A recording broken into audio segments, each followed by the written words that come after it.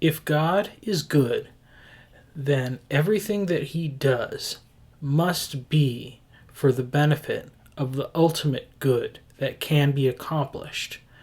And therefore, the things that God decides to curse are more blessed by being cursed than they would have been if they had been blessed instead. In 1968, an expert on animal behavior and population control called John B. Calhoun built what was essentially a utopia for mice that was purpose-built to satisfy their every need. Despite going out of his way to ensure the inhabitants of his perfect mouse society never wanted for anything, within 2 years, virtually the entire population was dead. I'm speaking about the verse in Genesis 3:16, where God curses the woman, or as we say that he curses her. In Genesis 3:16 it says, "To the woman he said, I will greatly increase your labor pains. With pain you will give birth to children. You will want to control your husband, but he will dominate you." Now, I would say that for thousands of years, women have probably lamented the fact that God cursed them with great pain in their childbirth. And because this was a consequence of the mistake that Adam and Eve made to partake of the fruit of the tree of the knowledge of good and evil, women felt, which is true in regard to their pain, that this was a undesirable thing that happened, and therefore they weren't happy about what God was doing. They were probably resentful of Eve making the mistake. Because of her mistake, I received this pain. But we have to think about the fact that God, being an omniscient God, and knowing all possible futures and seeing that the sin of Adam and Eve was inevitable, put in place a plan to remedy the situation. And for some reason, this curse on the woman's womb to increase her pain in childbearing was part of that plan. And now that we understand more about science and the human body and these sort of things, we can maybe look at it with a new insight. And this was something that I was personally just blown away by when it clicked with me, when Jordan Peterson was talking about this. And of course, he framed it in the manner of an evolutionary arms race between the size of the baby's head because of the huge human brain and the size of the woman's pelvis, and that humans are born far too early. All right.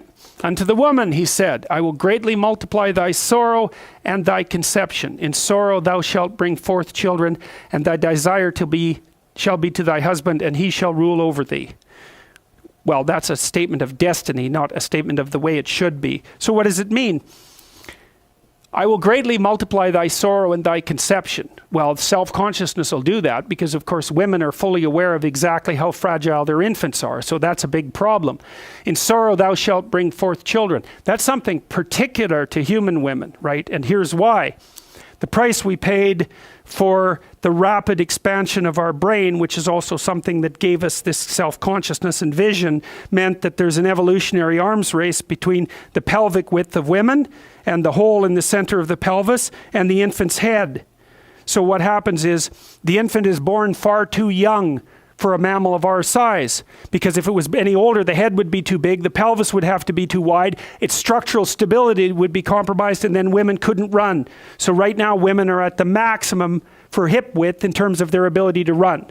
So what's happened is that infants have had to be born younger with a compressible head. So, the bones of an infant's skull aren't joined together, and sometimes after babies are born, their head is actually almost cone-shaped because of the tremendous pressure that was exerted on their head during the birthing process. And of course, that's killed innumerable women, right? I mean, women's life expectancy before the latter half of the 20th century was way below men because they died in childbirth all the time. And why? Well, it's a very, what do you call that? It's a very narrow gateway, and the price that women pay for it is very high risk of death, very high risk of sorrow because of death of children in childbirth, and also extraordinary pain in giving birth. So that's the price women pay for having vision and being self-conscious. Well, and then worse, they desire their husband and he'll rule over them. Well, whether or not that's good or bad, it doesn't matter. God's statement is that's how it's going to be. Well, partly that's because, as far as I can tell, there isn't really women, roughly speaking. There's women with infants. And a woman with an infant is compromised in terms of her, independent individuality to a remarkable degree. Because the infant is absolutely dependent for a year. And then unbelievably dependent for 8 years after that, and then still pretty dependent for another 5.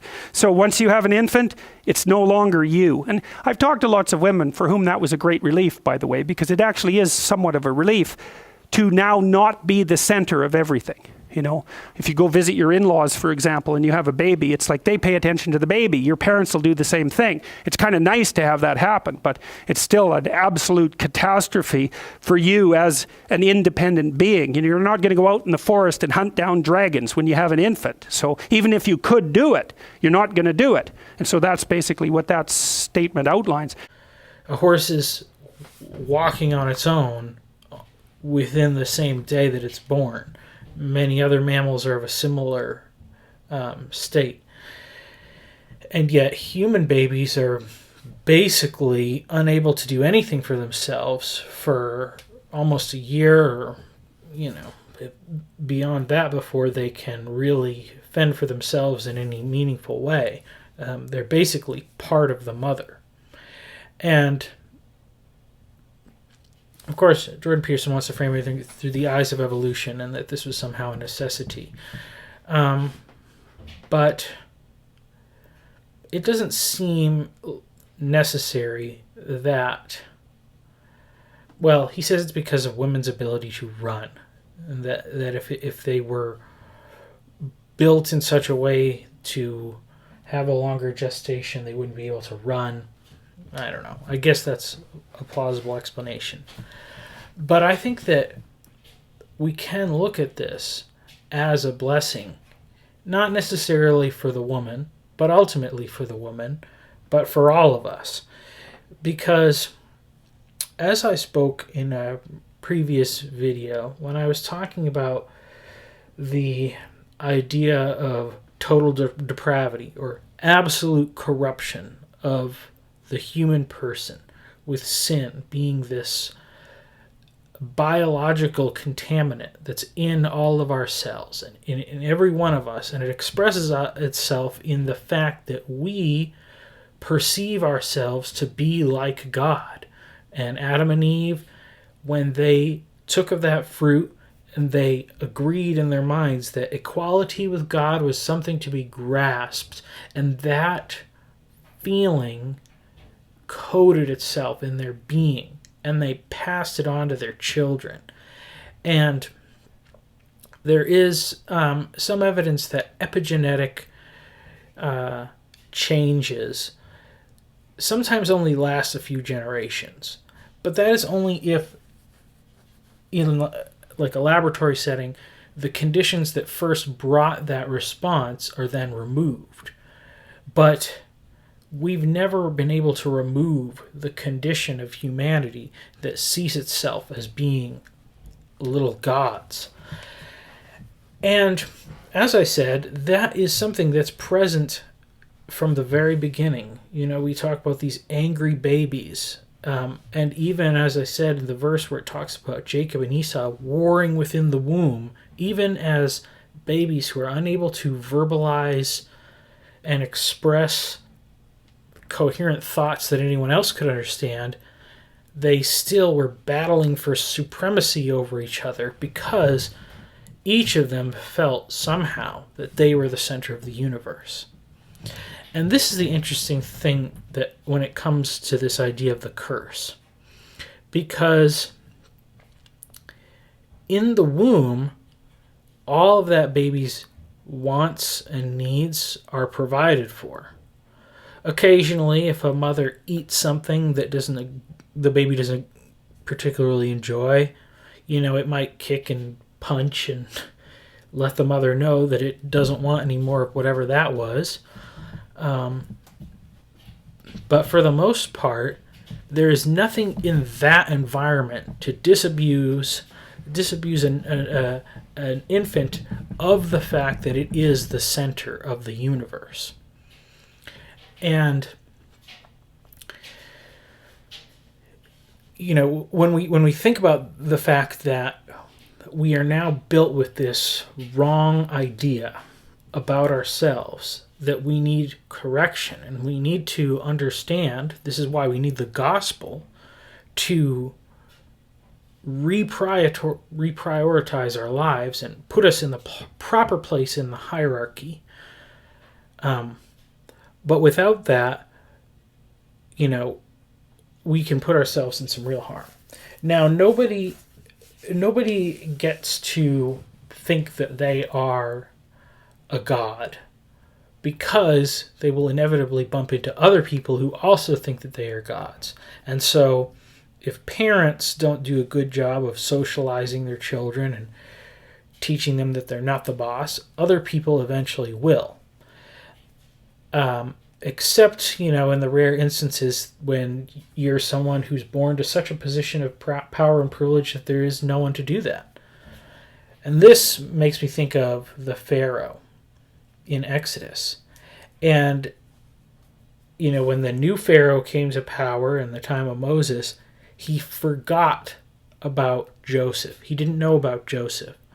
So he was this king who really bought into the mythology of his kingship and probably believed, well, if the mythology says that you're descended from a god and every fiber of your being agrees with that, then who's going to tell you otherwise?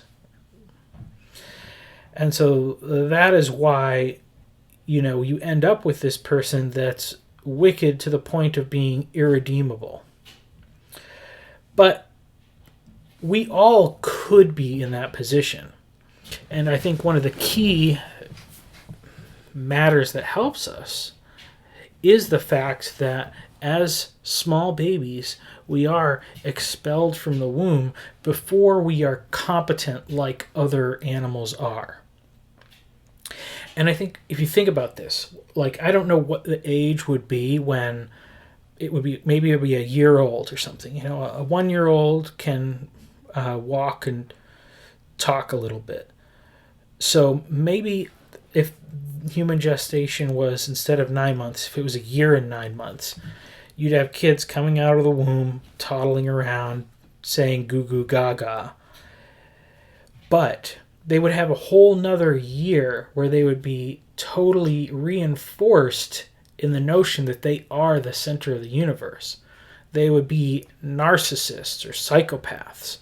And I think that's, when we look at psychology and we look at those kind of people who are really messed up, a lot of times I believe we're going to see a mother who didn't know how to say no to that child. And we even do know that without the presence of a father, to get into the second part of this verse, the woman desires to control the husband, but he will dominate her. And that instinct of wanting to control the husband also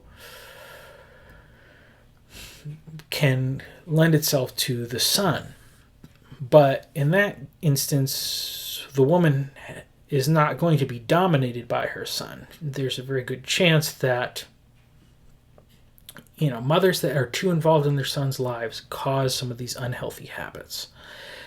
And so that is why, ideally, for the best, well-behaved children, they need both a mother and a father who are not worshiping the child, but are realizing that this is a child with a will that is warped and whose notions of its own importance are not correct, and they need correction and guidance.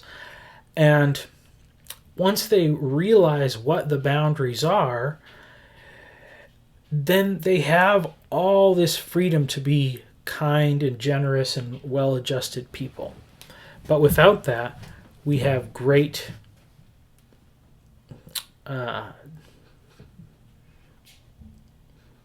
misery. Without those correct parameters, children end up more aggressive than they should be, more violent, more full of themselves. And I think that, if we think about it, this is really the same reason why God removed Adam and Eve from the Garden of Eden. The Garden of Eden was a place that had everything that the people need, and it was all right at their fingertips. And for those who loved God and were desiring to do God's will, it would have been the perfect environment. But once their place in the hierarchy was warped in their own minds, then Eden became something that was too good and too powerful for them to be able to access. Of course, the tree of life specifically is what is mentioned. But really, when God kicks them out of the garden, he puts them in a place where they're going to have to work hard for their food. And the soil's going to bring up thorns. And, that struggle is part of the blessing, because it would not be good for people to live in a utopia when they are warped. And I believe that because God gave man the order to subdue nature, that man was supposed to guide all of creation, all of the animals, and how they were to behave. And because he sinned and did not do what he did, all of creation followed in his example. And so all of the animals and all the creatures also live in a misordered hierarchy, not understanding their place. And where some of them may have been designed to be willing to sacrifice, they instead grow defenses. And survival of the fittest is a pattern in nature, but it's a pattern that came in there because of the fall, not because of the design of God. And that's why when you take animals like rats and mice and you put them in a place that's like the Garden of Eden, a utopia where they don't have to strive and struggle, well, then the unhealthy patterns in their nature manifest in destructive ways. And that's what you get in these rat utopias. And I believe that it would be the same thing for humans if we had been allowed to remain in paradise in a fallen state. It would have been horrible for us. And I even think that when we look at the difference between the world before the flood and the world after the flood, even that was the case. That God had created this world and it was so packed with raw potential that, I don't think that there was the sort of infant mortality rates. And even when you look at these long ages of the patriarchs, it was set up to be just massively fruitful and productive. And in my mind, when you see these enormous creatures from the past and all these things, it just speaks of a world that life was barely a struggle for anything to thrive. And yet, because man, as the steward of that creation, had put himself on this path towards destruction, it became this violent, wicked place where God got fed up with the people and ended up wiping the slate clean. And creation 2.0, after the flood, I think it was a little bit more difficult for man to thrive, and he had to work harder to succeed. But the harder it was for man, the softer in his heart man became. And that was the work that was necessary for man to become open and receptive to God and to God's message. And so, just as it was not good for man to remain in the garden, God had to expel him from the garden.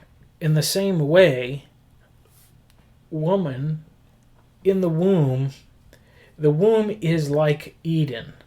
It's a place where everything is provided for, and everything, all of the baby's needs are met, and it's safe, and it's warm and comforting, and it's all this good stuff. But because that baby is a fallen human being, it can't remain in there.